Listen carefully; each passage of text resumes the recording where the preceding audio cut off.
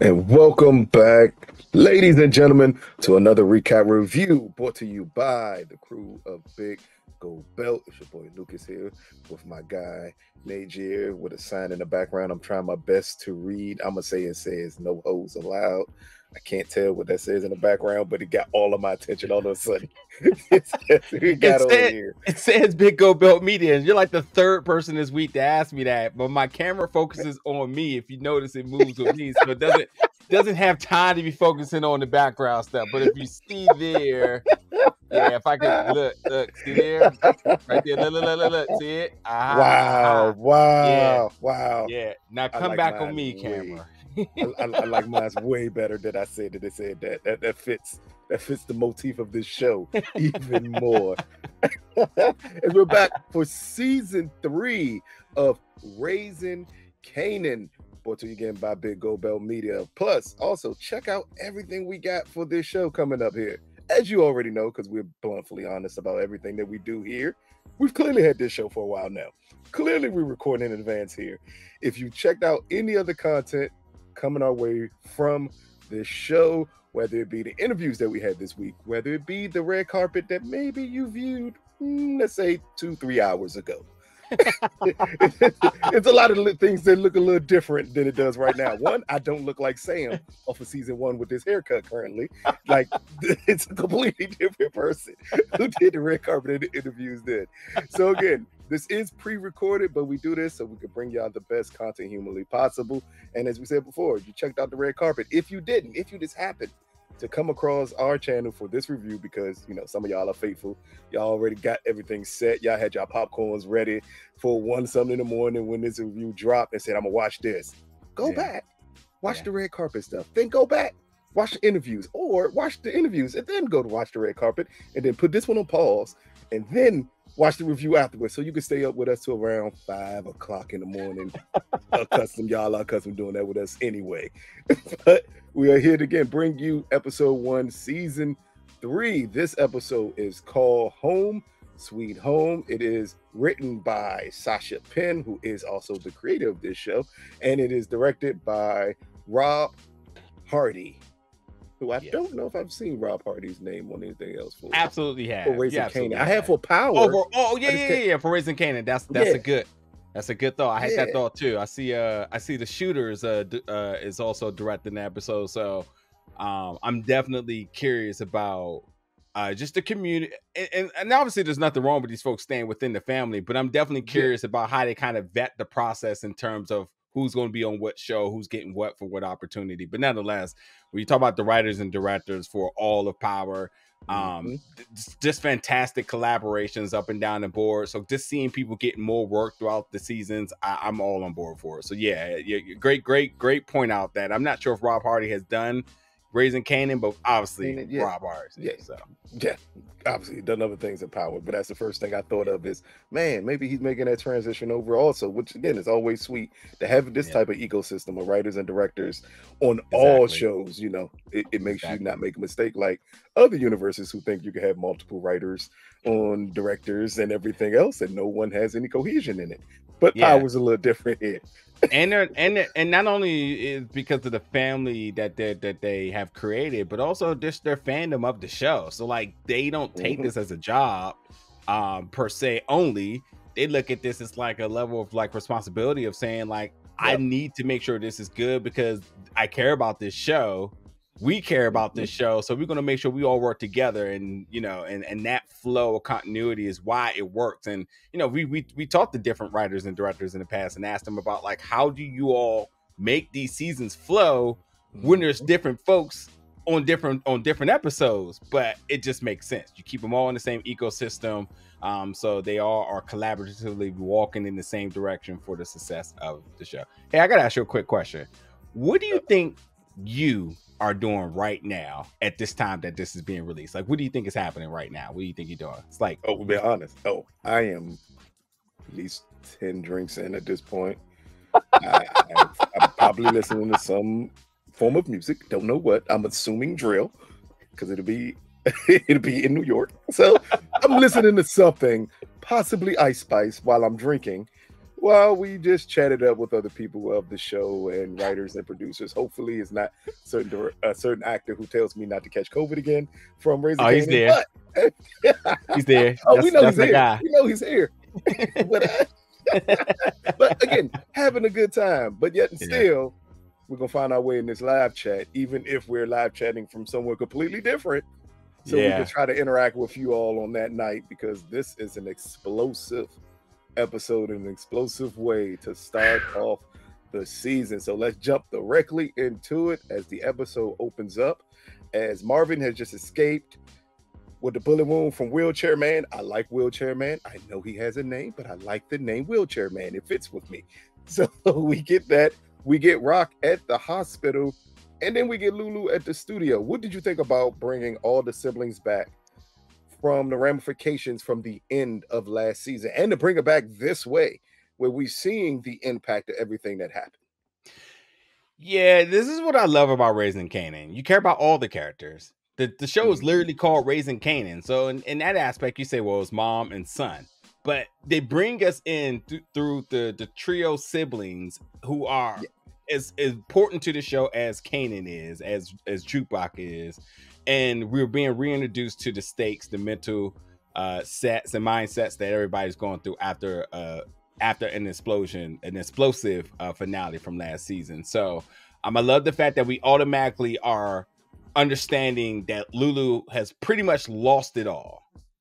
That Marvin was looking at death literally in the face, where we were even predicting last year, where you all were predicting, because there's no way to get rid of this guy.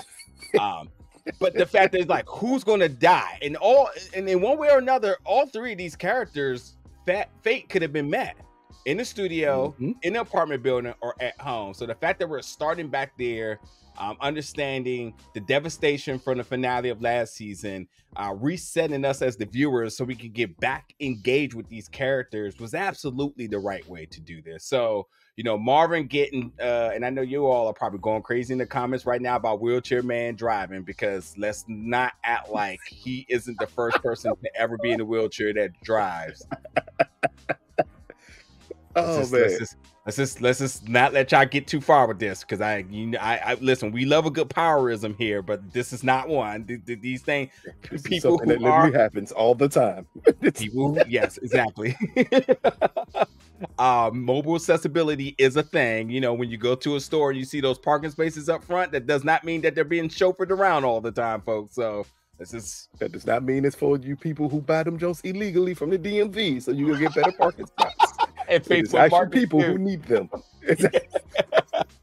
But yeah, I do love, just again, us being able to reset with the trio siblings, understanding the loss, but understanding their next steps after, again, that explosive finale from season 2.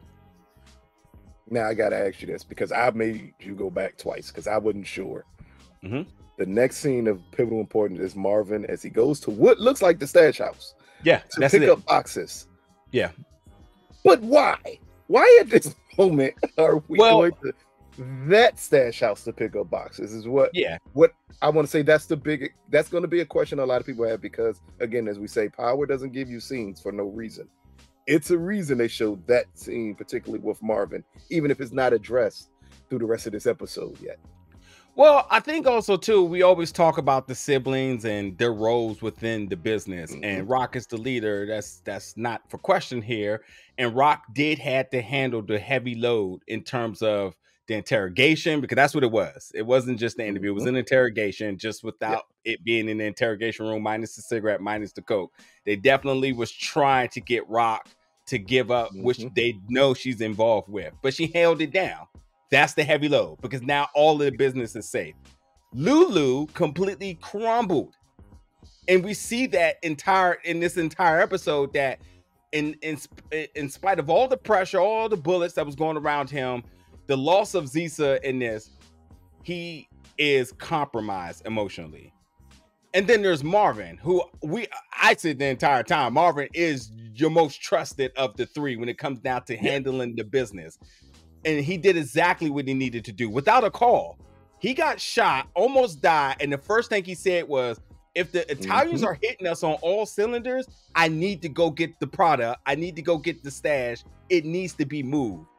That right there speaks levels to how smart this character is. So forget all the jokes, forget all the therapy he's going through. This dude is street smart to the T, that he knew in everything that was happening. He didn't go to the hospital. He didn't lay low. He went and says, I got to go move the business right now. So that was very important, because I think we needed to understand that when it comes down to in the face of adversity, how do the three of them respond? Lulu crumbled, Rock held her business down in the forefront, and Marvin moved the business in the back.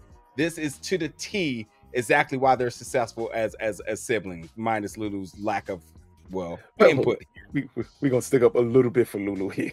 Okay. He didn't crumble at the beginning with the cop. He stuck to the story. This was Crown. Crown did this. He even said he was some wild shit. Like, he didn't break until later on when we see he hates his sister.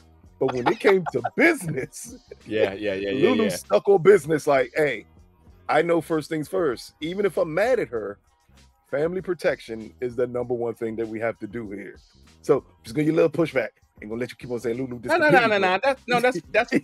That's absolutely fair. And also too, I think the other thing is that, unless I just forgot something, Marvin didn't need he didn't need to call. He went and handled the business. Lulu had to get the play piped in there. I think it's because Marvin had to go. Marvin understood getting to work was important and getting that out the way. Lulu had to, him and Rock's story had to match. Like, that's way more important to getting the stashes. Like, Rock calling him like, hey, we're putting everything on Crown. I need to tell you this, because if I'm going to say it, and if I don't tell you and you come up with a different lie, they're going to jump down our throats. And she was like, nope, we're putting everything off on Crown. This is the game plan. So I think that call is important to make. Marvin is the type that, again, as you said, they would assume that Marvin would understand.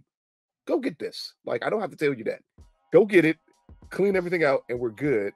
While Lulu is, we need to concoct a story, because technically we were both in shootouts. They can't prove Marvin was at Jamaican housing when that shootout happened, but they knew that Lulu was there and Rock was there because of the casualties around those two shootings. Yeah, no facts. What did you think about them pinning this all on Crown? That made perfectly good sense. I was wondering, how would you get away with this? Because that was the key part. We were thinking about that last season. He's like, where do they go from here? Exactly. So it was a kind of a smart idea to say, hey, the person that the police kind of already know about, who's involved with another drug dealer, why wouldn't we say he's the person who set all of this in motion? And everyone knows that Crown in a way was crooked. Like, Crown had business dealing with everybody and was paying nobody. But man, got more street cred by dying. That's the wildest thing. He a legend now. And I think it's even better for them that they weren't attacked by people in their community. They were attacked by people outside of their community. So it kind of makes it even seem more realistic that it would be Crown. Because if it was Unique's team that did this, I don't think you could get away with saying it was Crown. But with it being the Italians doing it, it makes it look like, that's odd. Why would they be coming to the projects and doing this much damage and havoc? Unless it was because someone owed them money. Insert the person who owes everybody money. Crown. It was a good setup to have there. And a good way to close out Crown's storyline. Because I think we said at the end of last season, like, if we could get just a little more with Crown, I think, like, we can really expand this character. And here they did it without him even being around. They made him a legend, which is pretty dope.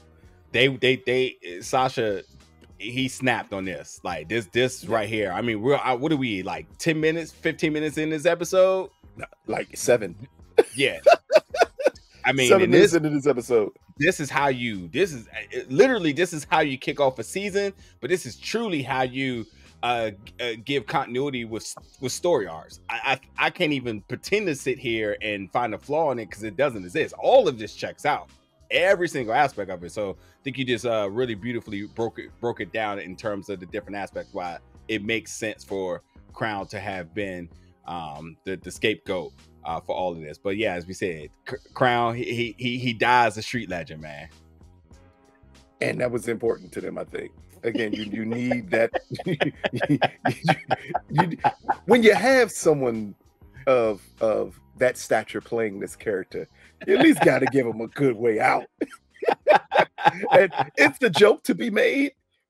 I'm just not going to be the person that's going to make that joke that I really, really want to make right now. Yeah. Because Well, shout out to my man Quincy. That's all I gotta say. Shout out to my man Quincy. Trauma right now. Yeah, but shout out to Quincy.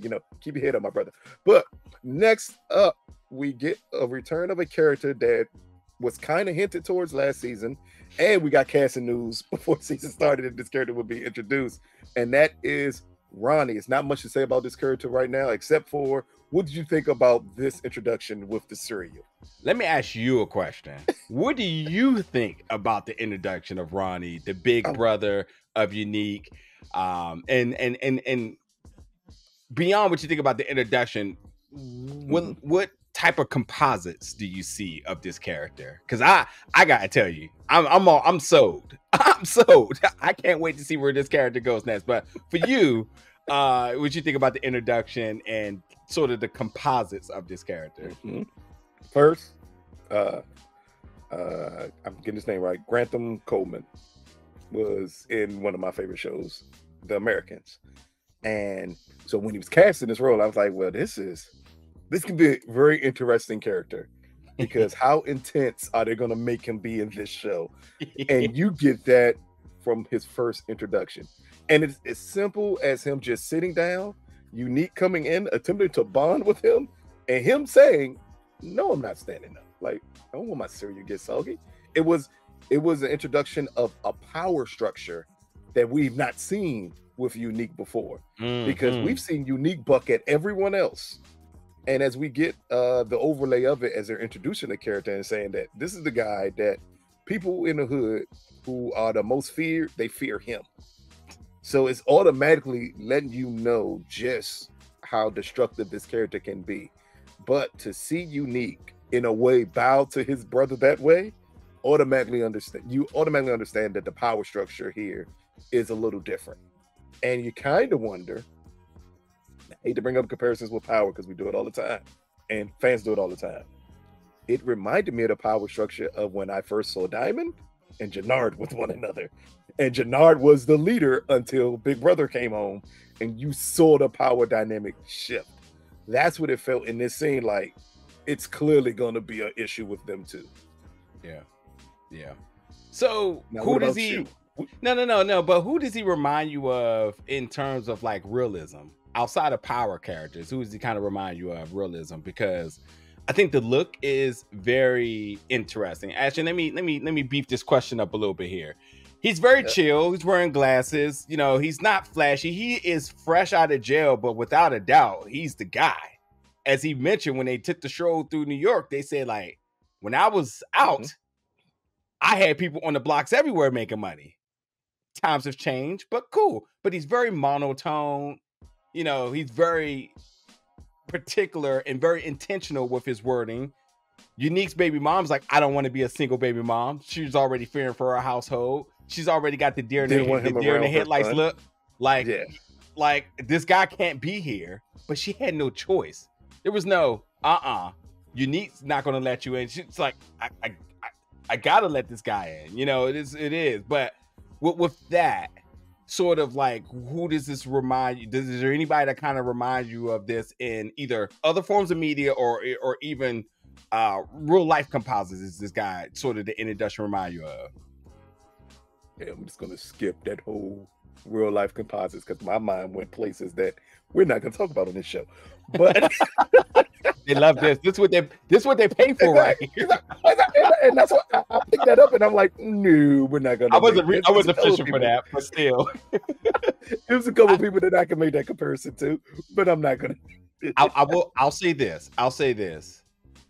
For show reasons, it gives me K9 BMF season 2 episode 1. This guy is very chill, especially when he's at his establishment, as far as just like how very calculated he is, but you can tell he's not to be played with. But K9 quickly became a ticking time bomb, and this just seems like it's just a matter of time for this with him.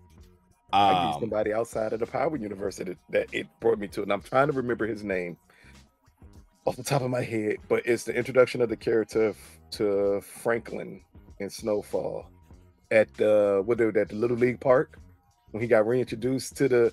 Oh yes. man, Oh, what is his name? Oh my God, I know you're talking about. Oh, oh, that's going. Oh, that one's going to kill me here. God oh is. man, I cannot remember his name to save my life.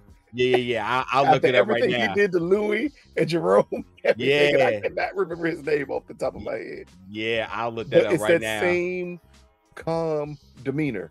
He was very Yeah. calm and intentional on everything he said. And Mm-hmm. that's that same energy that's brought to Ronnie here. Is there someone who is extremely calm? Just letting you know, like, well, it was different when I did this. I'm not understanding why you're operating this way now. I don't understand why you're playing second fiddle to somebody. Like, Yeah. this ain't supposed to be happening here. Yeah. So that's the first Kane. television character I thought about. Kane. Yeah, Kane. Yeah. Kane. Yep. Yeah. That's the first television character I thought of when I saw this character. Like, okay, that's who that reminds me of. Yeah. It's Kane. The other people who it reminded me of, we're not gonna have those conversations. But Yeah. this character is extremely realistic in a depiction of someone who gets home, who was on the streets, and in the streets, and then they see life change. Because this I think the card drive with him and Unique is highly important, because you need to understand, it helps you gauge just how long he's been away and by how fast things have changed. Because he's not been away a long time, but things have changed in this short period of time because of the introduction of crack and everything else that's happened, and how it's now hitting in that city, how everything is changing. This show, of all the Power shows, I think, in terms of it being a period piece, it has the best costume makeup design team.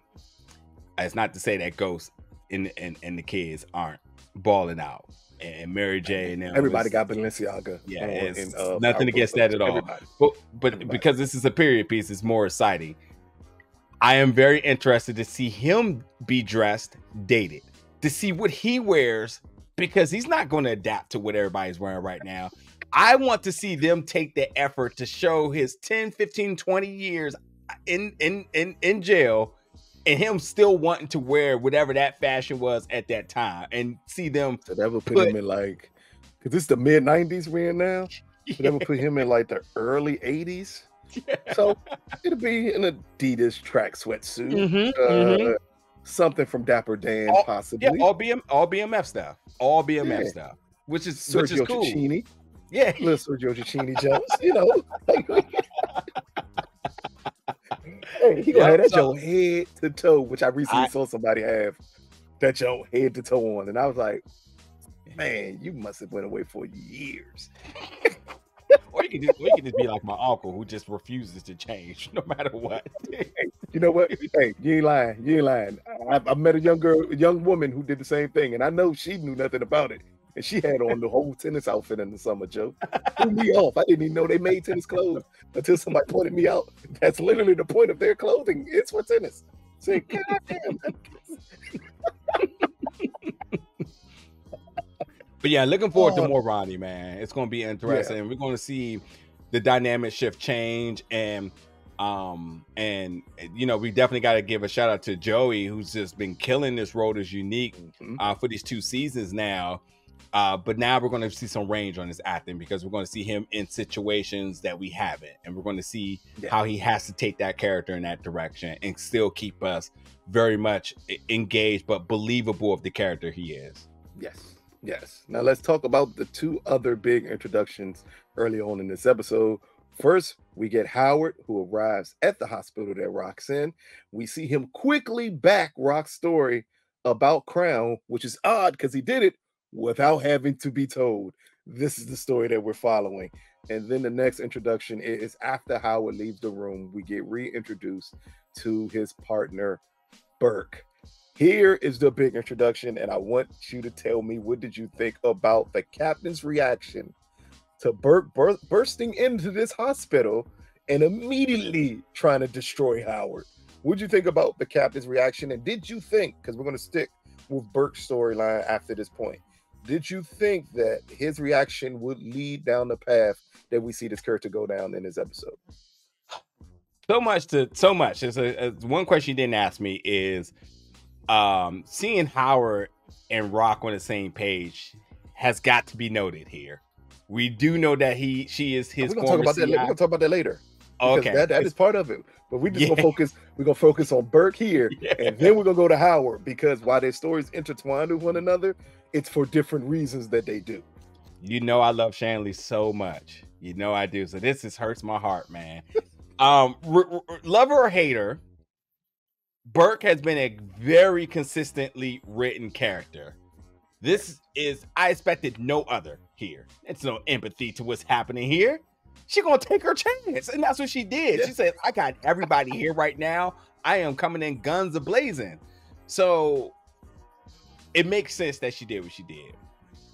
The captain is sort of the vessel for viewers, because we're definitely tired of her shit. But as you mentioned, and I love Shanley, so this is bias. She is doing her job.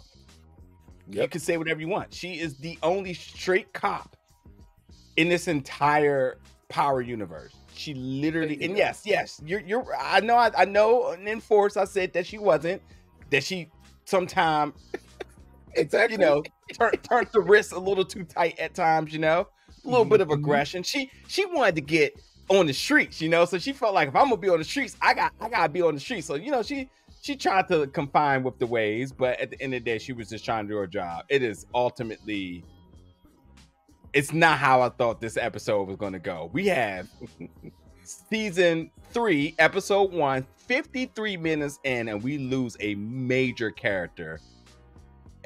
I mean, what is this, The Walking Dead? Like, this doesn't happen this way in Power. Not episode 1, but I just could never imagine, as to your question, that the police chief doing his job too. She's out of line. She's definitely out of line. You got to put her on the bench right now. You got to put her on the bench. But I just never would have thought it would have amounted to her demise.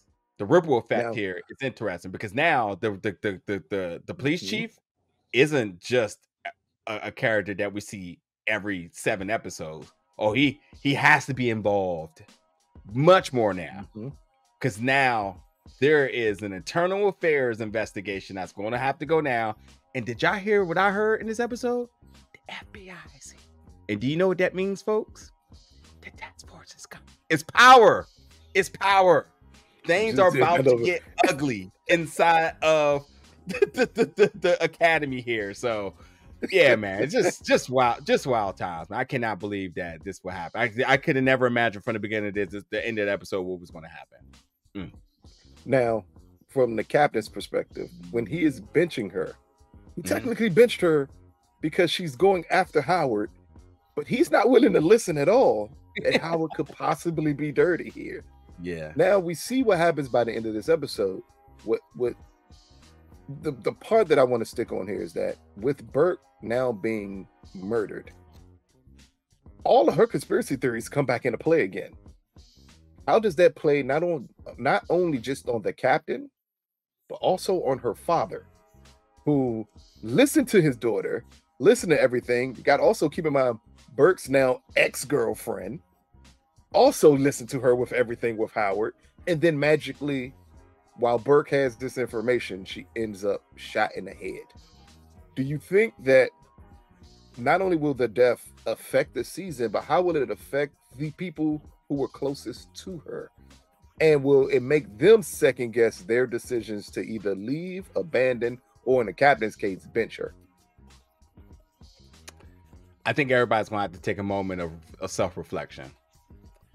And, you know, as we, you know, again, speaking to previous directors and writers, when you do a death, it has to be meaningful. And it also, because of television, it has to have a major ripple effect. And this is that. Again, I hate this for saying that you got a fantastic actor.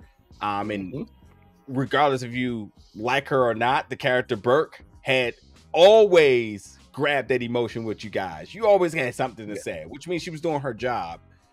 So to lose that on this show here, Because y'all know y'all love that. She gotta go. She gotta go. I love that statement. She gotta go. Now that she's gone, now what happens? And as you've mentioned, every single person that she's connected with, that she tried to confine in one way or another, whether it was on a professional level or in a job, or whether it was a personal level on the side, she tried. Everybody, every single person is going to have a moment of self-reflection. And how they respond is what is going to be an element for the season. So I don't want to predict too far, saying that person's going to do this, person's going to do this, but everybody's going to have to do self-reflection in one way or another. Hey, the best way to put it, and this is true in all powers, if you chop the head off of one, two reappear.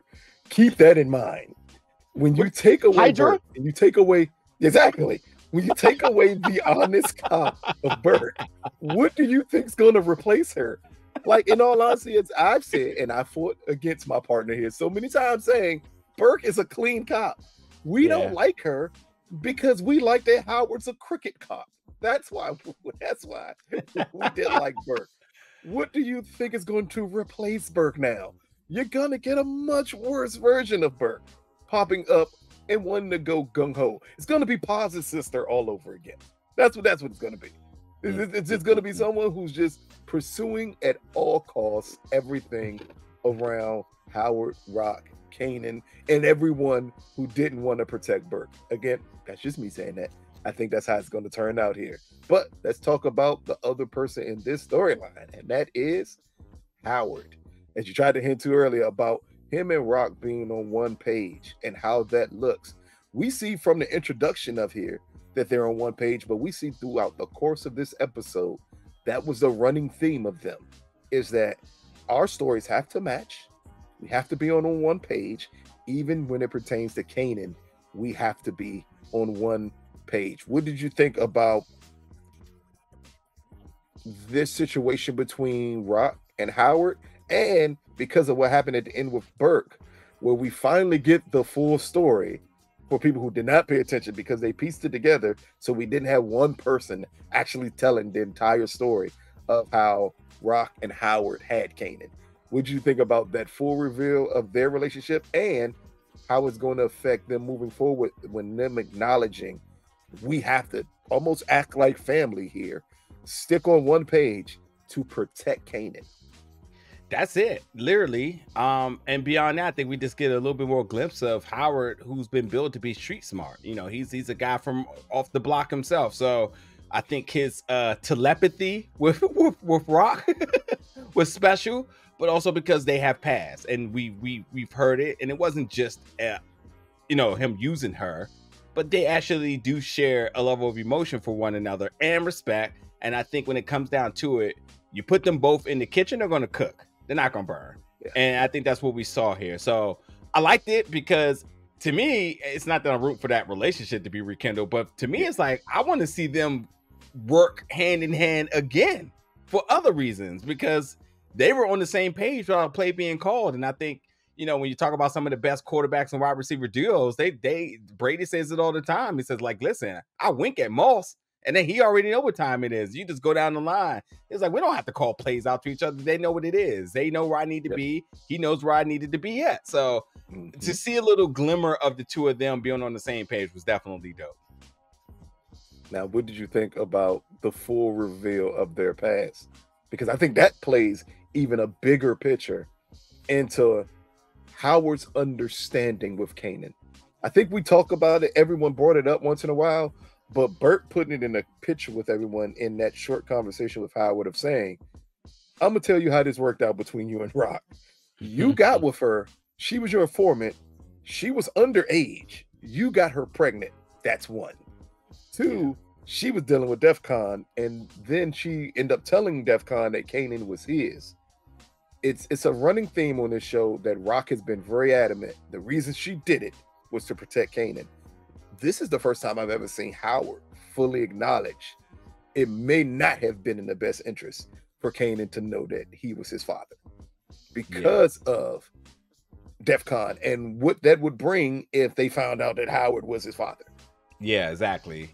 I mean, they always talk about lies hurt kids, but this is actually one that was to his great benefit. And from two street people that knew what it was, and whether he was a cop or not, I think they made the best decision. And I don't know if we actually have talked about this on the record, but I'm pretty sure we've definitely discussed this. So like, to me, it just only pretty much confirmed why, who, what, when, where, and why. Should I just say, and how for Howard.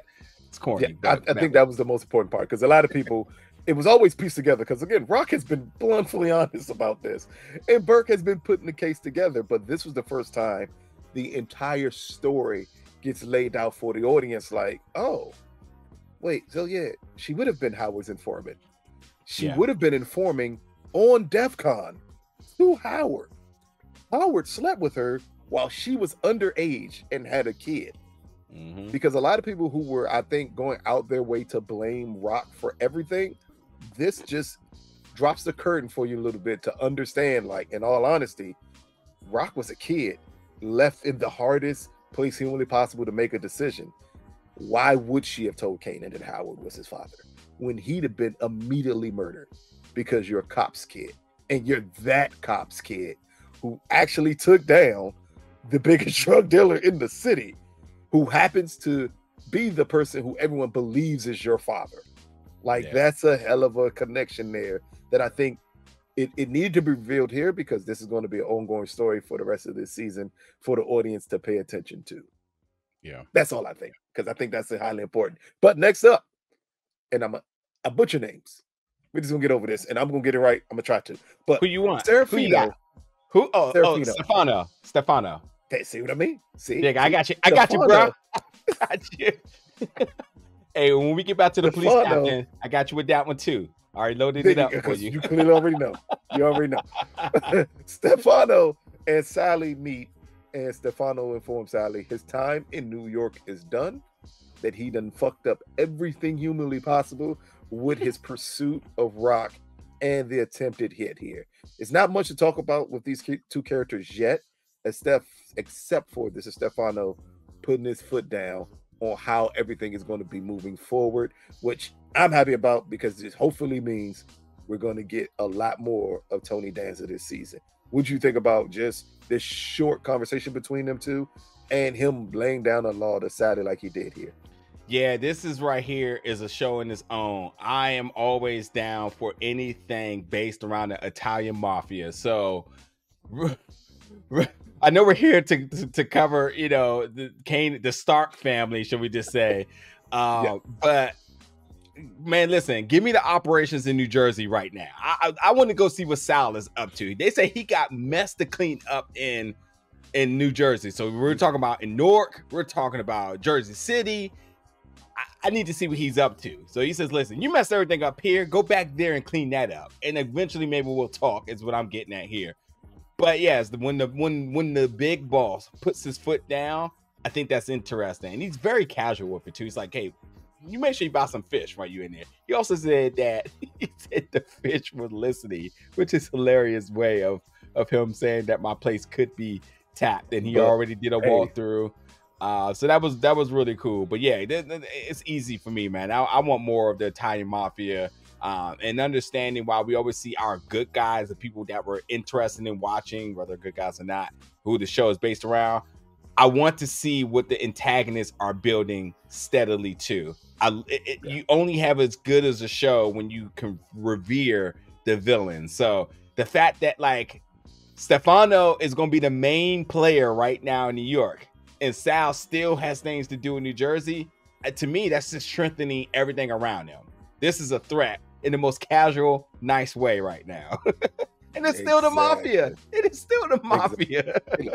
If we don't get one who's the boss joke this season, I'm gonna be highly disappointed. It's already there. It writes itself here.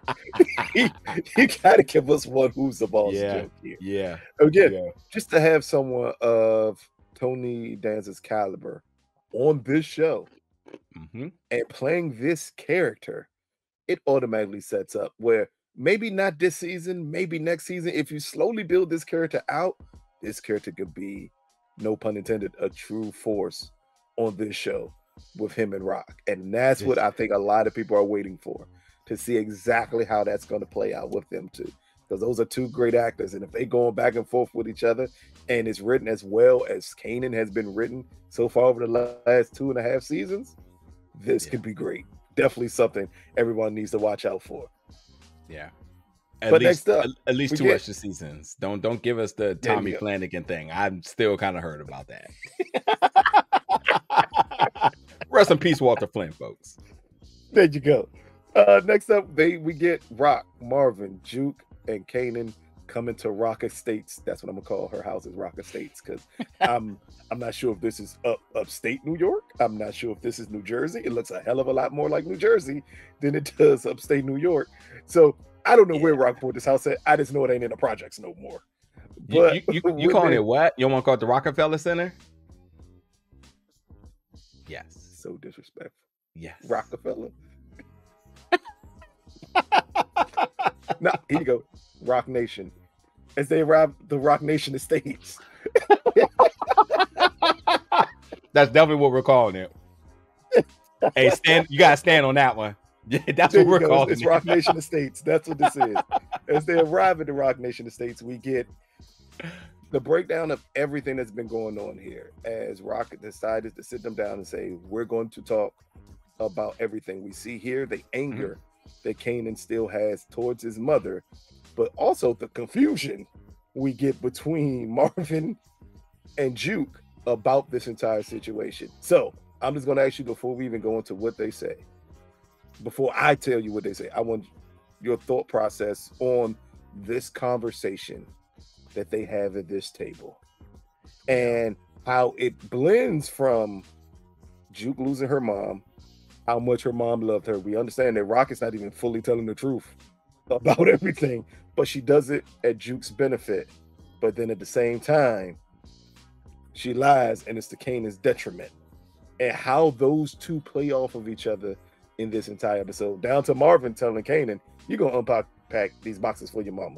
And him saying, I don't live here. And Marvin being highly upset, saying, you live wherever your mama live.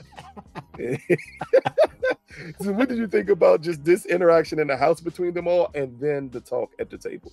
London's so damn good, man. I swear. He's so damn good. Hey, down to, this is why I gotta do my breathing again. And like, he's a phenomenal comedian, and I think his social media presence is always must watch. But I love how he just gives you his chops at times, and you still really buy into the character and not see like glimpses of just who he is as a person. Great actor. It's hard to I guess the first thought was, wow, I didn't realize that Marvin didn't know the truth behind the things that are happening here. Poor Jukebox, man. It's at some point, maybe episode 5, we have to do another assessment of Jukebox mental, because does this young lady have a moment to actually sit back and really like understand what's happening around her, like a moment to grieve, and then there's more lies and deception, and then you're forced to move on, and then you're playing middleman to mend the relationship between a mother and son when you don't actually have a good relationship with your mother or your dad. It's a really interesting situation that Jukebox is in, and the career lady, counselor, whatever you call them, counselor, guidance counselor, gave 0 fucks about her career, didn't even know her name. I didn't even remember. Oh, two quick things. First, I do want to pinpoint, you're definitely right, but also just think about that Rock is also a surrogate mother to Juke. So she's looking at it like, this is the person who I trust the most. It is her wondering, or I think having that feeling like, as I've lost my actual mom, this is my other mother, and I'm watching my cousin / brother disrespect her. How does that make Juke feel? Also, at what point in time did guidance counselors just no longer exist in high schools? Because I don't remember having one in high school at all. Or if I did, the nigga never showed up. It gotta be one or the other here. Yeah, we had one, but I mean, I think in like middle school was more more mandatory, and high school was more optional if you want it as a more of a resource thing. I'm going to assume they got easy checks because they were there if you want them, I and don't if ever not, remember you anybody didn't. talking to me about my future. It's just for career day. The career day, you definitely had that, but that's I it. skipped school all the time. I was missing 60 days a year too. Well, there you go. But yeah, it's sad. So to answer your question, kind of dance around here. Kanan being mad makes sense. That's going to be the story of the season. Rock still lying is literally, we already know what it is. I'm done with the game. Everybody was looking like, no, that's it, no. And Kanan kept it 100, and when he got outside, I talked to Juke, and then as I mentioned, like Juke, man, just. There isn't a moment for her to just sit back and breathe herself. She's just been throwing it so much, and she's having to keep it together. It's definitely a story. And then, like as I mentioned, Marvin kind of being blindsided here this entire episode, where he's like, "Wait, what? Like I didn't know about this. Why didn't you tell me?" And then the conversation with Lulu later. Wait, was it him with Lulu, or I'm sorry, it was Kanan and Lulu, but. No, it was him first. It was him first. Oh yeah, you're right. Yeah, we can talk about that. Yeah, it was Marvin with Lulu first. Yeah. But yeah, this was a interesting thing between him and Rock. But also, he said something very important here. He told Rock, and she 100% agrees. I'd have held your secret. It'd have been no difference for me. Mm-hmm. And she's just like, I understand that, but there's no point in time for me to bring this up. Like, I love their relationship in the sense that she understood no matter what, she can always tell Marvin, and Marvin's going to hold it. Lulu will not. And she said, if I told Lulu, it'd be another reason for him to hate me. Like, but when it came to Marvin, she fully understood it, and that's why she told him. That's why she had no issue letting him know, like, this is what's going on here. That their relationship to me has always been the most interesting because we talked about it last season. She had to take over because Marvin was on drugs. That's the only reason she stepped in the position that she did is because her big brother went down. And we still see that relationship at times. Even though Rock understands she's the leader, she'll still give Marvin leeway that she won't give anyone else. Yeah. And this is one of those instances that we see that between them two. Because when we see them at these family gatherings, eventually we got to understand and notice Lulu is always the one missing. Yeah, I mean, it's always these four. Lulu's always missing. And it could be the age gap between them all, or it could be just the different forms of connection. And also, too, like, I mean, like, he made it very clear that he didn't trust her. Once he found out the truth about Scrap, that definitely made him pull away. And then also he wants to do his music career, which, well, let's not forget that she made Lulu cry last season because he said, I own you. I own this. But we're gonna get to because she did. Because he damn sure he did. Matter of fact, because we've stood enough on that family, let's go to the conversation between Marvin and Lulu. As Lulu was very adamant, the first thing he said is, she says she's out the game and we're supposed to accept it. I say I'm out the game and she tells me I own you. Look. All I'm saying is this dynamic between the siblings is the most interesting dynamic on this show. Even more so than Rock and Kanan or Rock, Howard, and Kanan. It's these three and their dynamic and how this works.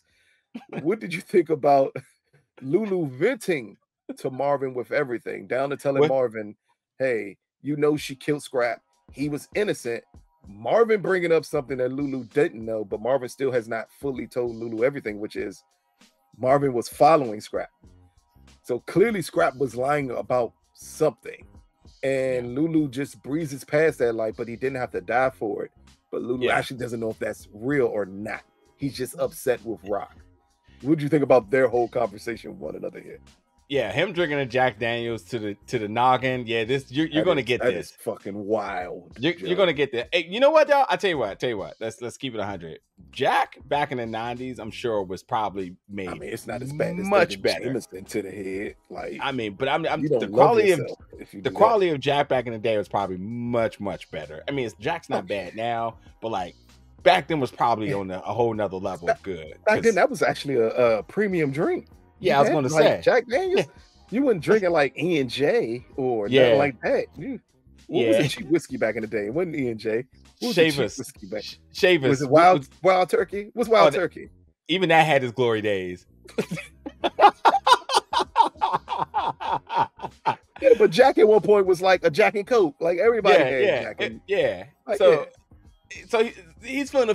My point is, he's feeling a little fancy right now, not taking it to the noggin, getting all emotional. But I agree with Lulu, as we said last season. Scrap didn't have to die. That was an impulsive yet power play by Rock to do something that she should not have done. All this is doing is creating conflict for Marvin. Marvin's in the middle, Rock's on one side, Lulu's on the other side, and Marvin is, I don't know if he's trying to look for the truth or he's just being solicited a bunch of information left and right, and he's going to have to make way of doing this. Good thing he's in therapy, so he'll be okay there, But yeah, I think Marvin's just stuck in conflict in terms of just not knowing what direction to go with his siblings. Yeah, he's gonna love his Lulu. Yeah, he's gonna love his Rock. And at some point, he has to turn his attention to Juke. He's going to be stressed thin at some point, trying to pick sides.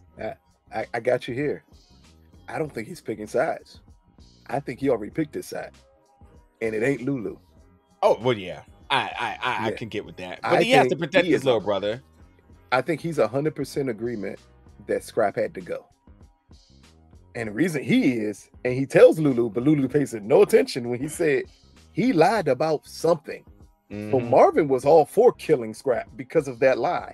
Because if I don't know why you're lying, it's just as bad as anything else. I don't need to have to figure. To be in the streets is not to be a detective. I am not working that hard to prove that you're innocent. The moment I prove you're lying to me about something, I'm killing you. You got to go. Because if you're lying to me about one thing, you're lying to me about multiple things. But that's Marvin's thinking. On the merit of him being loyal is why he died. Yeah. Of what he was doing. Well, I feel you on that. Yeah. You can't be lying when you're this too close to the operation. But was he loyal? Yes. Rock is wrong for killing him on that merit. But is he up to something? Yes. Definitely so. And while he may not immediately need to die in the fashion that Rock did it, he definitely don't get a clean hand like he was just completely innocent or probably detrimental to the operation. So Marvin's right. Lulu isn't listening because he's drunk and he's emotional and other stuff. But he's definitely, flat out, he's right about Rock should not have done what she did. That's why she regretted it. And this is, I don't know. Rock is funny. I know we're going to talk about it in a second. But Rock is taking zero accountability for anything. Everything's happening around her and she getting her back blown out. She can't even just be hurt for a little bit. Her whole shoulder and everything messed up. When she was hurt? When she's on the rooftop and Howard says something and she says, "Nah, I'm all right. We're gonna do this." That's her. That's Rock being hurt. That's as far as it gets. You're not getting more than that out of Rock being hurt. Like it does not happen. And it's because I think it's that she's thrust into a role. She was thrust in a role too early that she wasn't prepared for. Yeah. She stepped up, became the winner, the breadwinner for the family. At this point, everything's behind me. Like, I'm not allowed to be emotional. Every decision I make has to be calculated, even if it's the wrong decision. And I think that's where she is with Scrap, is that it was the wrong decision, but she had to do it anyway. And that's where she gets I'm feeling bad that I killed him. While Marvin, on the other hand, is like, the nigga was close. He's lying. Why is he lying? While Marvin will probably want to look into it even more, I think he still understands why a decision had to be made on him. As you said with Lulu she's just mad at everything. I mean, you drinking warm Jack Daniels to the head. It's not, rational thought is not the thing that's going to pop into your head at this time period. And I think that's the problem with them all here. Yeah. And next up, we have Burke and her father, as we have the conversation that her captain, whose name I am not even going to attempt to say, Captain Baptiste. I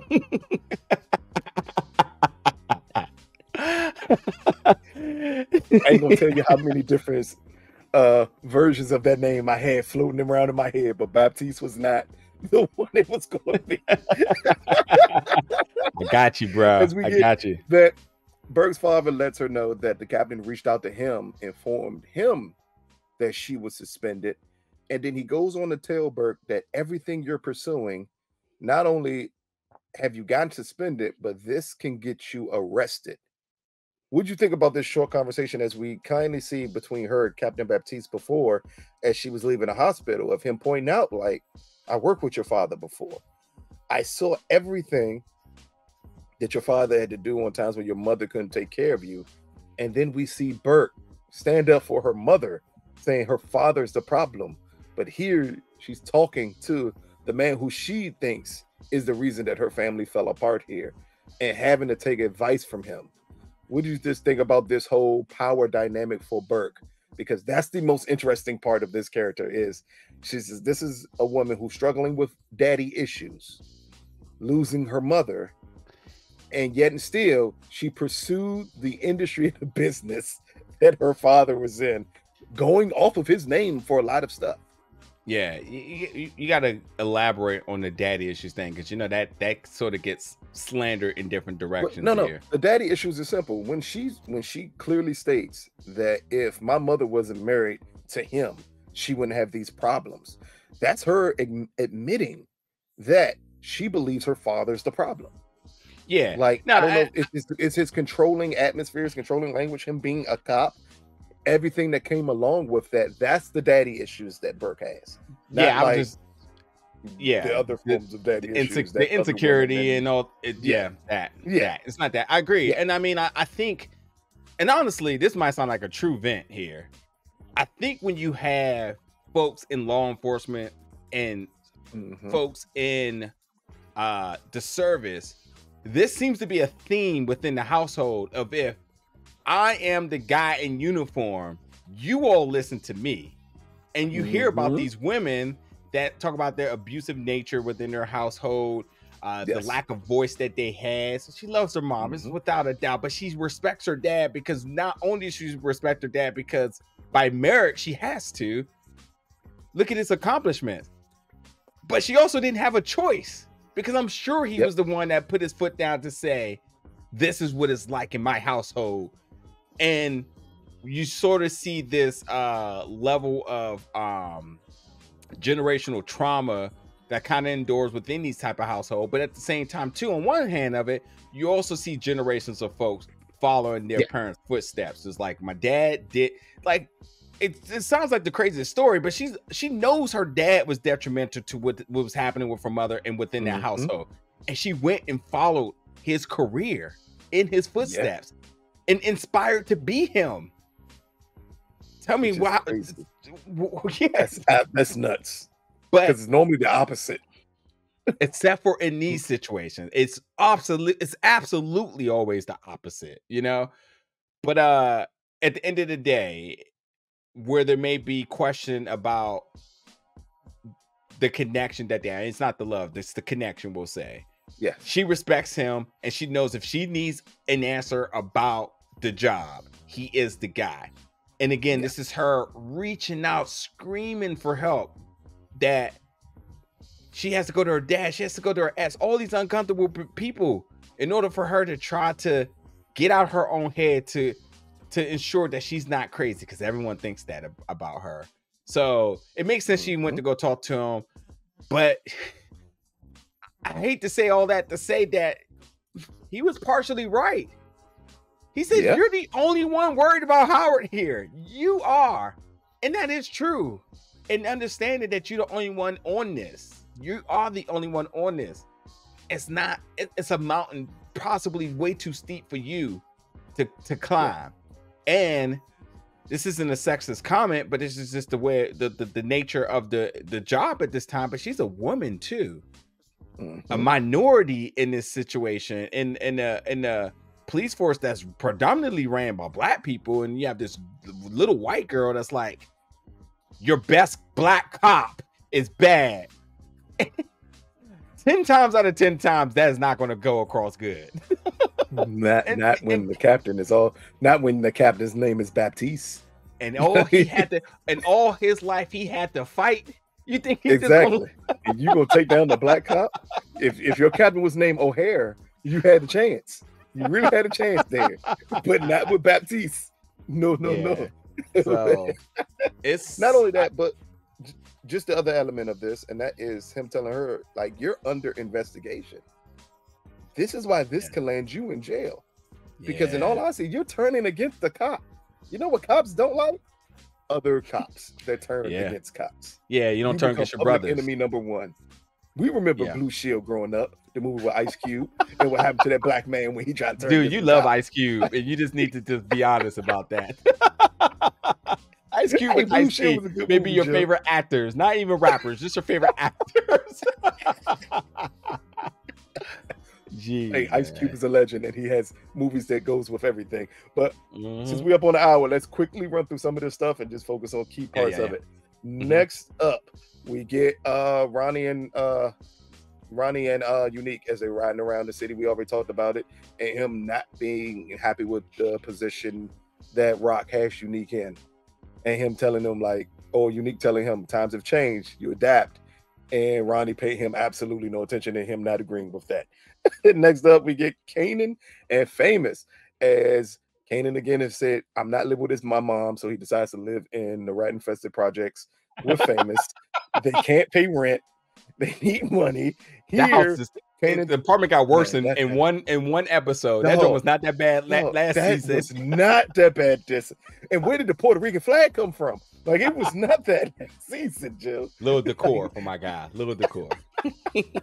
But here is where Kanan attempts to come up with a plan to make money. As Kanan decided that that's how we're going to do this. And it's using Famous's connect for his weed for them to then try to sell weed to make money. So his answer is, I need to become my mom so we can pay rent in this apartment. Cool. Also, too, this is Famous is no longer an actor or rapper. He's a fiend. Just so we know. No. We're going to focus on that one. Okay. We're going to get to that. Because a lot has changed. Damn. Damn. The streets needed a body and they caught Famous. It's very crazy how that works. Oh, man. Next up was just the conversation between Lulu and Marvin. We already talked about that. Nothing big. The next conversation is, though, and that's the conversation between Howard and Rock on top of a parking lot where it looked like I got a Michael Bay shot. I swear I did. At least it was a half of one where, like, that camera panned a little bit around Rock. As her Howard were talking about being on the same page as it came to Kanan. This is just introduction before we get to the big scene between them three together. And I'm going to go right to that scene because the next scene is with Juke and her guidance counselor. I don't need to talk about that. I don't need to talk about white people ending black dreams and black hopes of her saying systematic. Singing is a habit? Yeah. She told her singing is a habit, not a career? Educational oppression. Dog. I'm surprised. I'm surprised she didn't try to put her in like one of those what do you call them? Those classes. ROTC? No. ROTC programs? No, what are those classes when people need additional resources to. I'm trying to be sensitive because I know what I want to say, but I know everything about that is dead. Because I may know way more about what you're about to say. Nope. Special education classes? Yes, special education classes. Yeah. You about to use the R word to say it? No, I was not. Well, I wouldn't go that route.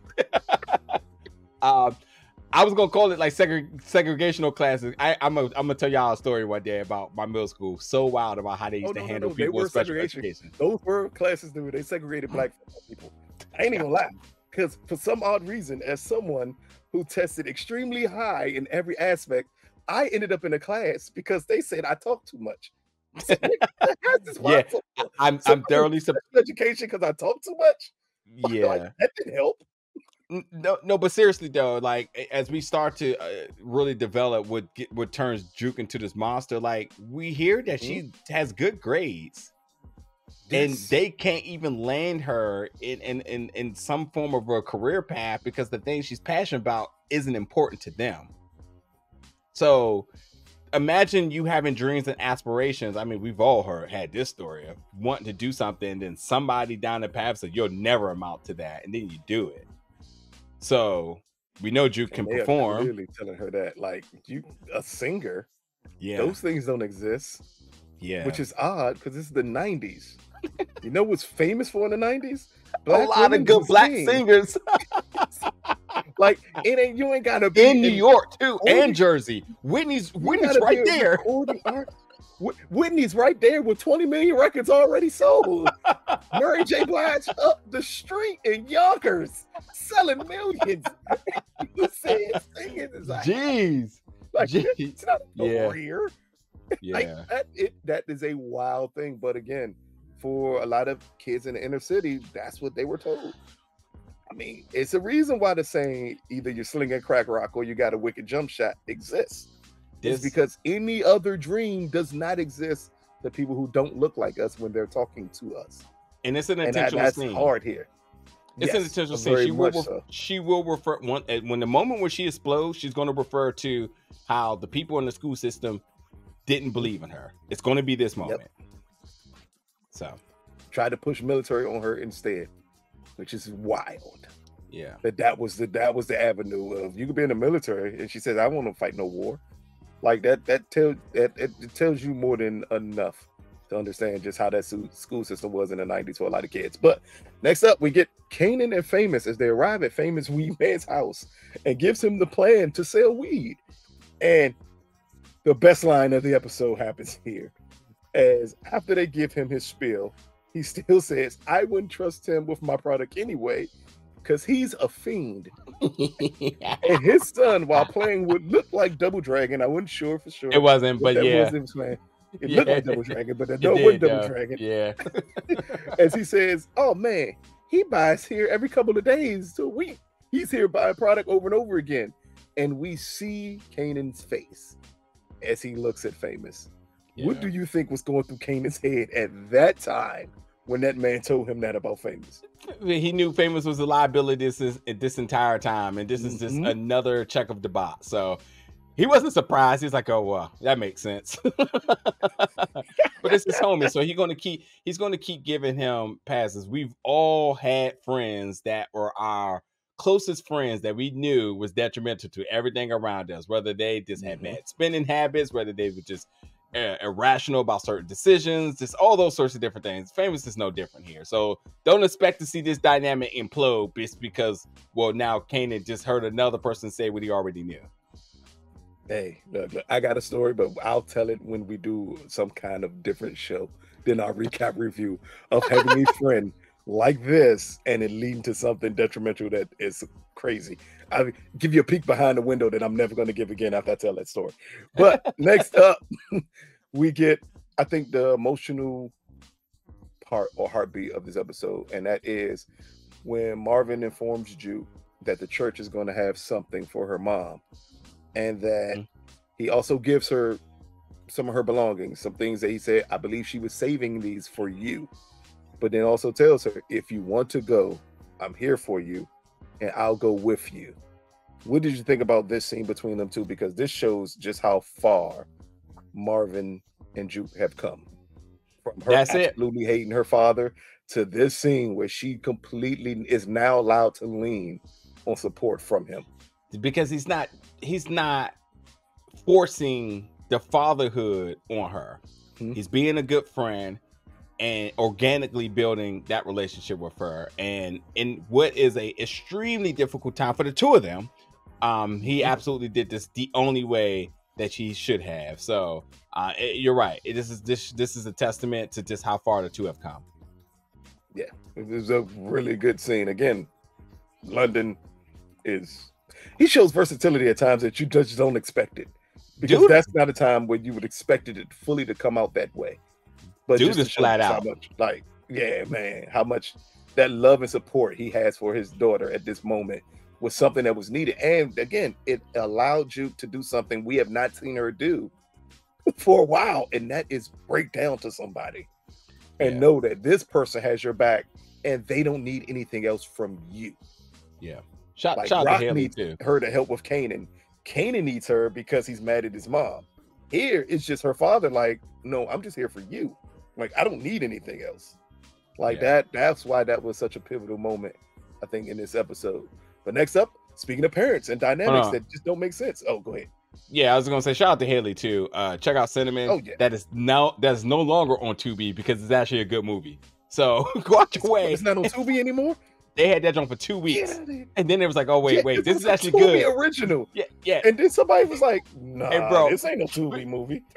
Streaming services are the funniest thing in the world, bro. Distribution and how it works is just kind of confusing this time, but like Tubi original that they was like, oh, well, this is just too good, so we're gonna have to try to sell this one off. It's not on Tubi, but yeah, check out Cinnamon. Haley does her thing in that. But I was gonna ask you because I don't know if it's this scene or not. What did you think about her stash? I mean, you got a good vinyl collection yourself, so what did you think about the goods that she got from her mom? Because the point she had a Roberta Flack album, which I'm looking for certain Roberta Flack album LPs, vinyls. That's a hell of a thing there. Like, again, I love back in the day, man, with parents, like that's part of the way they actually displayed love is through music. Mm-hmm. Like you use that as that emotional totem. I think that's the word, right? Yeah. The emotional totem you have to your family and your friends is through certain songs, certain elements. That's why it brings back so many emotions, especially when you talk about older generations and the way they relate to music.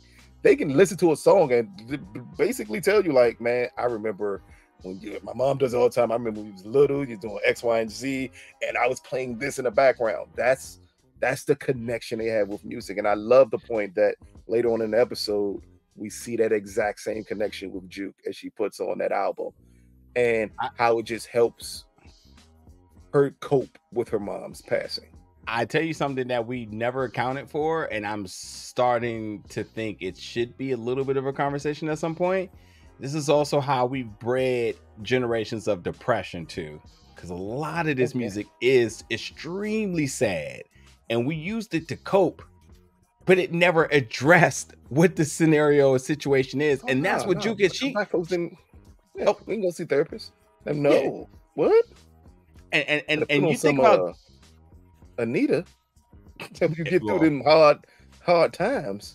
Yeah. And you look at the selection. I mean, like first of all, those vinyls to this day are probably worth like $400 a piece for each one of those. It's definitely a gold mine here, but like understanding that she's like one tick away from being full-blown depressed. There's a lot happening in this young lady's life. Mm-hmm. And then you get the pictures of your mom who's she's completely beautiful. You see her happy, living in the moment. Then she says, but also, and as you mentioned, you connect through music. So it's like, I may be gone, but here's a means of connecting with me. Yes, this was a gift that I was going to give you while living, but the gift still works even in her passing. And now she's being forced to connect with her mom without being able to speak to her. This right here, I'm telling you, man, this show is written so damn good. It does not make sense how little stuff like this monumentally, just the progression of the Jukebox story arc here and just this scene alone helps you understand why she becomes the person she is. This is a young lady who's never had a chance to address her depression while working through her sexuality, while trying to find a career. She doesn't have her mom that she newly found out about, now gone, murdered tragically, working on a relationship with her dad. Her mom and Rock and Kanan are at foes. So her little family dynamic that was once a home, it's non-existent right now. Yeah. That's the that problem.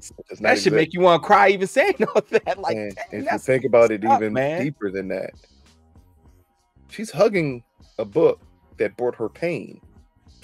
Because we got to remember what happened to her last season because of the people of the church. And you're hugging a book that represents them, but in turn also represents your mom. Because it was your mom's Bible. Like, again, people don't understand just how deep that is, especially in the Black community, to get something like that from a parent, and you get to see the notes, you get to see the things that they were studying in those books when they highlight certain passages and stuff, because you normally highlight those passages because when you're going through something tough, those are what help get you through. But then she has a dynamic with her in the church that is trauma filled for what they tried to do to her. Like, that crazy. There is a lot of documentaries right now about the dangers of organized religion, and you talk about the likes of LDS, I think it's called IBF. I think the other one is. You never hear about it in the black church, and it is not exempt because we saw it last season in this, that there are folks still to this day who's been way out of their church system programs that are still struggling. And the fact that they tried to deliver her sexuality out of her, it's fucking nuts. That is nuts, Joe. But again, this is what happened back then. I mean, hopefully if you're in the church now, it does not happen.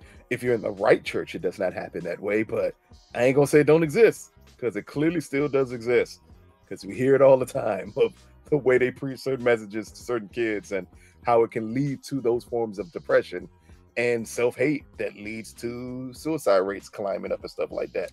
But again, this is a great scene with just more. Just start there. More depression. She's already dealing with the utmost, and just add more, because that's not a problem. Just add much more in her life, you know. To deal with it. That's it. But this is the way she finds to deal with it. It's sweet in the sense of the way the scene is shot, the way the scene is set up. It looks amazing. Yeah. But you got to also understand the trauma that comes with this amazing looking scene here. And again, speaking of parents, speaking of trauma, speaking of everything in between, we get the scene between Howard, Kanan, and Rock as they meet at Famous's place.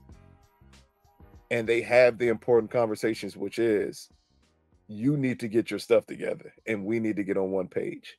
As Kanan again states how Rock sent him to kill Howard, and Howard cuts him off and saying, I understand we're your parents, but the point you're even saying that here is the problem. Like, you need to get this out on one page, one message. We got the FBI going after us. We got everybody coming after us. We need to make sure we're on one accord here. What do you think about this scene between them three and this conversation, which also leads to the conversation about Burke knowing everything, which neither one of them knew before Kanan said so? Parenting. That's what I got from it. I go through this type of parenting now. I don't know. Because one, if my mama was Rock, which my mama was Rock, not in the sense that she sell drugs, but the sense that if she had to lie to make sure that I did what she needed me to do, she would have no issue doing it. But my mama also would have beat me. Every parent. So I'm just highly confused here. Like, I could have talked to my mama and said, I'm not doing nothing.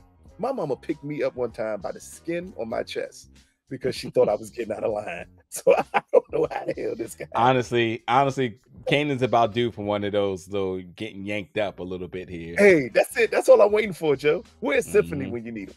Like, gone. Like, what happened? In Baltimore. Yeah. Dummy. He in Baltimore, dummy. Yeah, first of all, Famous is a fiend. My man took $100 for some pizza, and he almost lost his mind. He started. You already know where he going to get. It ain't pizza. Yeah, right. It ain't two pizza. doors now. That's where he going, or a couple doors now. He going to Connect. All this here is that them getting a 3-dimensional story about who knows what and what to do. So I didn't make much of this scene besides they just put it all on the table here. Yeah. So yeah, I think that was the most important part, because I completely forgot that Burke did not, that Rock and Howard didn't know that Burke knew everything. That it was only Kanan that knew that she knew everything. And I think that was the important part of the scene, was him informing them, this cop, your partner, knows everything. She knows about me. She knows about you two being my parents. She knows everything.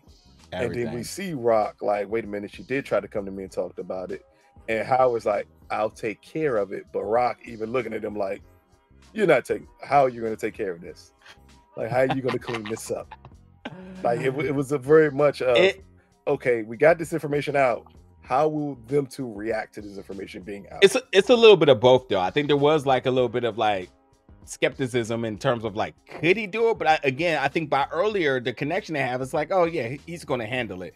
But also the other thing that's important here is Howard mentioned, like, the FBI is very much involved with everything here, which is again, alphabet boy. As soon as you say FBI and power, that mathematical equation equals task force. They're on the way. So here we go with another season of something in power where the task force will be a threat. There you go. It's gonna be Stacy's mother. I already know who's doing it. We already know who's doing it. It's gonna be Stacy's mother. They honestly 27 piece on too.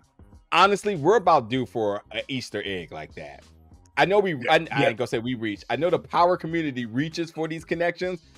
It is about time to have an Easter egg to that caliber. So we'll see.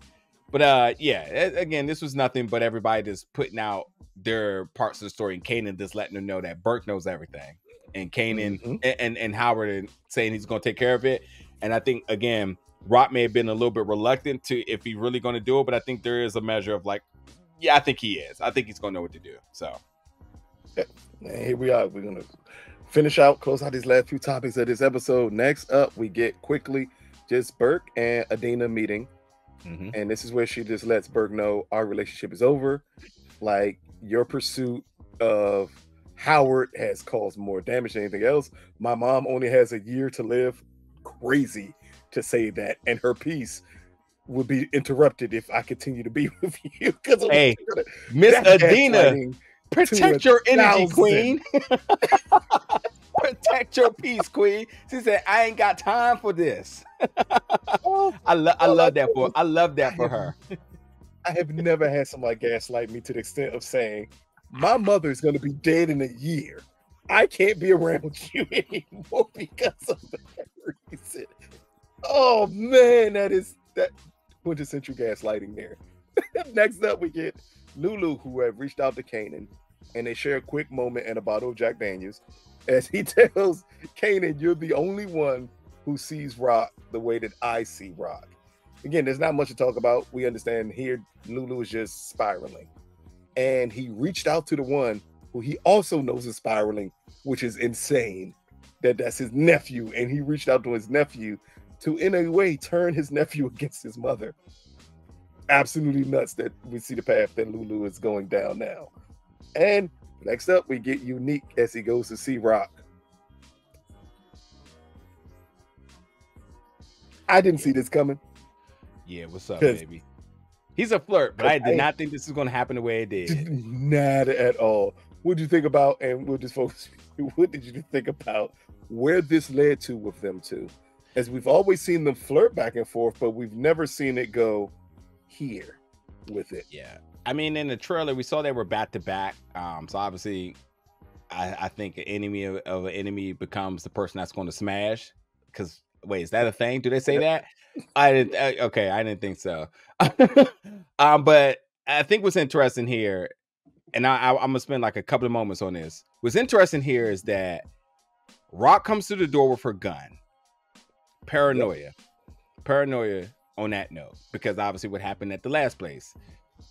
But Unique comes, she lets him in, she's talking about cooking, he sweet talks her. I mean, he's a flirt, so this is right on par for him. He's not faithful to his baby mom. This is just who he is. Him and Rock work good together. They're both in the game. He respects her, she respects him. It works. It just makes sense on paper for them too.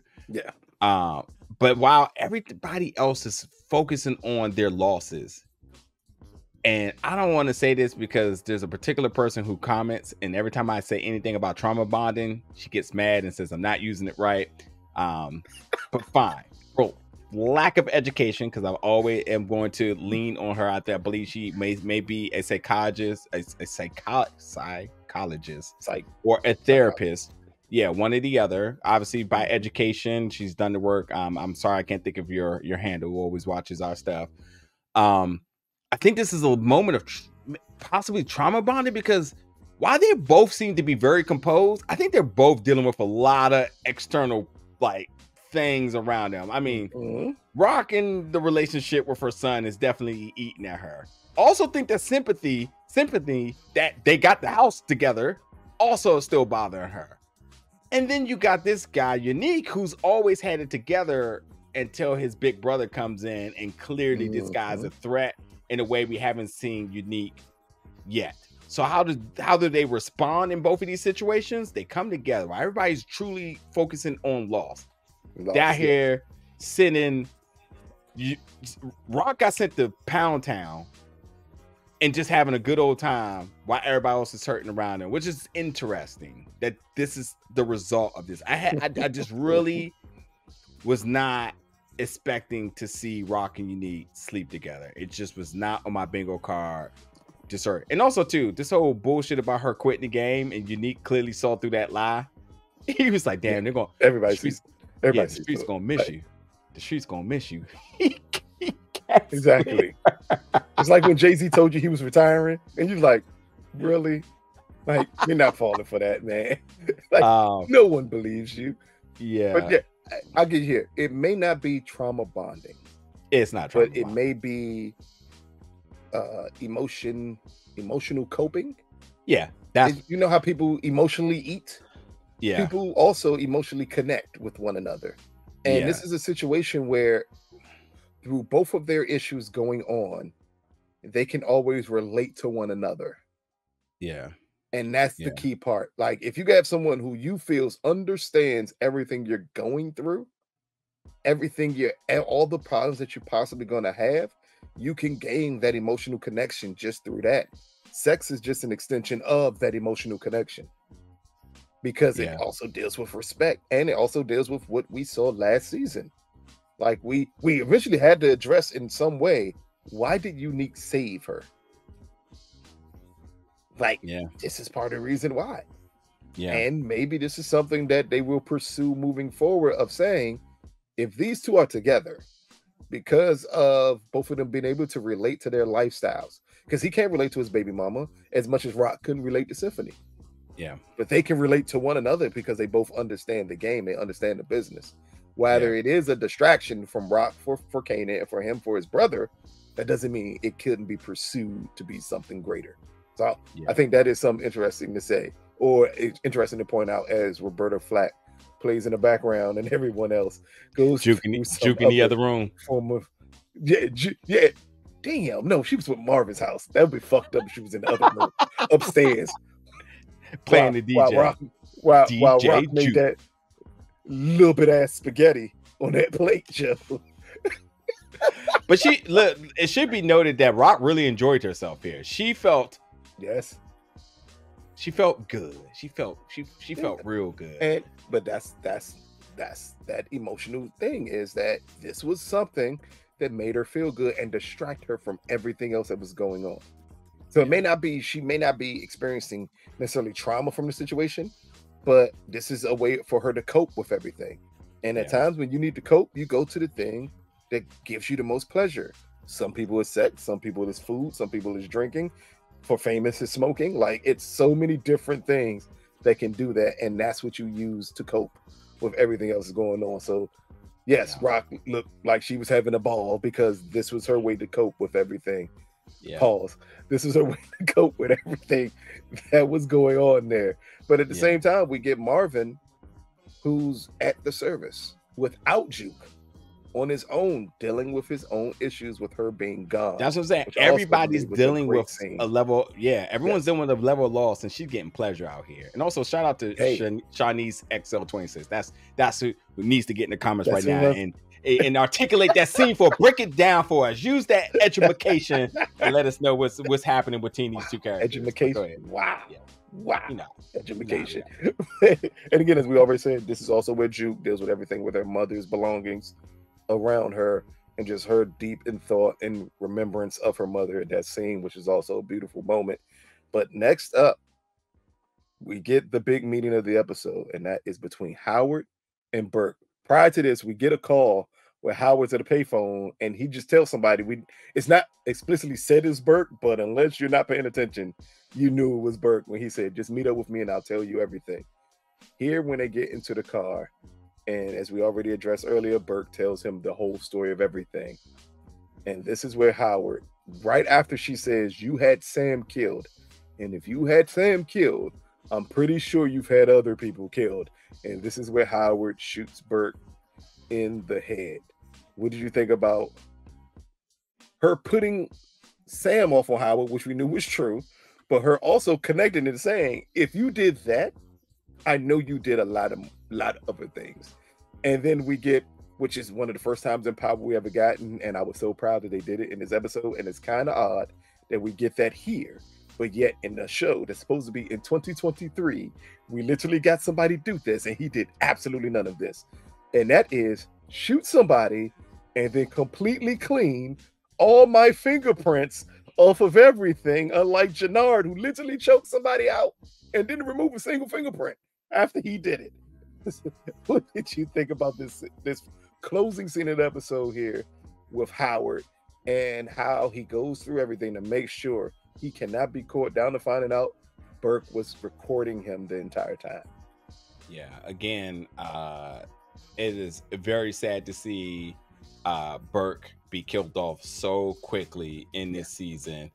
Shanley did a fantastic job in her performance here, so I'm definitely upset about this death so early. But as if we already said, when you take a major character death, the ripple effects here. So the first thing for me is that, what was Howard's plan? That was my first thing. Like, what are you about to do? Like, and I don't think you were trying to look for more intel, because you already knew she knew everything, because Kanan told you. I to this point, I'm like, what is this man's plan? To the point of him cleaning everything up, I think, yes, we need to continue to see him not only show that he's a good crooked cop, but also a good street dude. So we had to see him do something like that. Him killing her mid-sentence was a sign of rage. He literally, but very quickly snapped. He heard something he didn't like, and he blew her off mid-sentence. So I just could not believe that in 53 minutes in episode 301, we had our first major death like that. And the fact that she was taping means her level of desperation, but also fear, because she had a gun. Where'd she get the gun from? Because she had to turn her gun in, which means she knew this was all or nothing. This is literally putting all your chips on black and hoping and praying that you ain't got to hit the ATM after this, because it's gonna be a lonely night on the couch in certain households. You don't come back with that mortgage money. And it didn't. It landed on red, and that's just it for her. And it's the type of gamble she knew she was taking, but she was desperate. And I think after she cried for help this entire episode, reaching out to all these folks, nobody wanted to listen to her. Everybody was gaslighting her, telling her she was crazy. This was her final play, and it didn't work. Howard cleaning up, snapping, and just handling the job for one with Rock is also a story of its own. It's going to be interesting to see how does this play out. As you mentioned earlier, with her death, the FBI FBI is already on the scene. The task force got to be right around the corner. The Captain Bartiz, her Adina, her father, everybody. What is going to be the results of this? Also, too, Howard will be investigated without a doubt.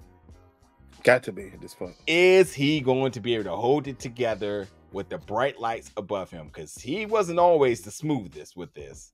He definitely had his moments where he looked kind of without direction. Well, I'll go even further. Why would they investigate Howard? Because she said that?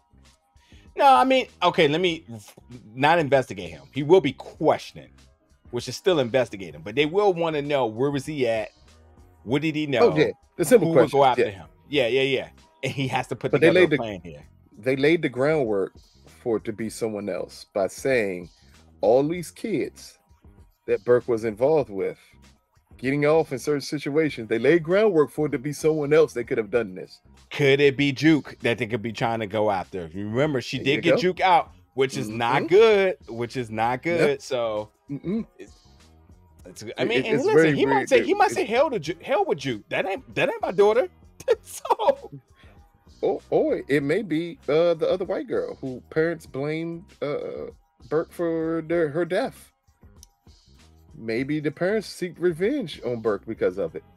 Like, it's so many avenues open for it to be certain people, but I think that's what makes this death so impactful, is that we don't know where it's going to go to. But closing thoughts on episode 1, season 3, Raising Kanan, Home Sweet Home. Nope, I don't have anything. I was long-winded tonight, so I'm going to cut it off there. So let's get back here next week for episode 302. That is Flip Mode. That one's written by Dylan C. Brown and also directed by Brendan Wash. So we're going to see what happens next episode. But this was a fantastic episode, a great opening. Really got us back in the game. We're so excited to be talking Raising Kanan, doing what we do best. So yeah, just stick here. All the content is on the way. So much to cover this season, and And we're just excited to do what we do. So if There you you don't go. mind, Let us. What was you go about to ahead. say? Oh, I was going I'm to, if about you to say, don't let us know in mind. the comments. Mm-hmm. Damn it. When you say if you don't mind, it literally feels like you got something to follow up with. Oh, yeah. I was just gonna say. So if you don't mind, I'll end it there, and you can take us home. That's my thing. So I was just like, go ahead. We were like mentally syncing. I just couldn't get the words out. That's all it was. So let us know, audience. Let us know what you think about this episode. Let us know what you think about the death of Burke. How will that affect the rest of this season? The relationship between Rock and Unique, and where that is going. And is Famous going to sail Kanan up the river for Rock? Let us know what you think about those things in this season. Again, check out all the content dropped this week. You can check out the interviews that we did with the cast, which should be dropping, I want to say Wednesday, possibly before this episode drops. So it's already out. Check out the red carpet stuff that we have, possibly the after party footage that we have, and then come out and check out our review of episode 1 of season 3 of Kanan. This has been another Big Gold Bell Recap Review. Peace, people.